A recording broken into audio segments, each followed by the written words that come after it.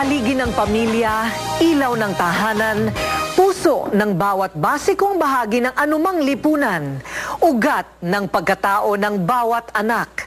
Nakasalalay sa kanilang kahihinatnan ng bawat isa sa atin at kahihinatnan ng isang bansa.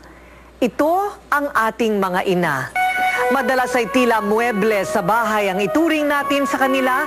Dinadaan-daanan, akala natin habang buhay na lamang silang nariyan. Hanggang sa malaman natin, tulad ng pagkakaalam ngayon ng mga naulila ng kanilang mga nanay, na sila ay mawawala rin. Isa lang ang ating nanay. Mangyari sanang ang pagmamahal, ang mga bulaklak, ang mga tawag sa telepono.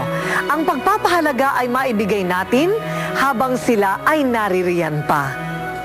Ako po ang inyong kaibigan, kabalitan at kakampi, Corina Sanchez. Hanggang sa susunod na edisyon ng paborito ninyong kakwentuhan tuwing linggo ng gabi. Ito ang Rated K.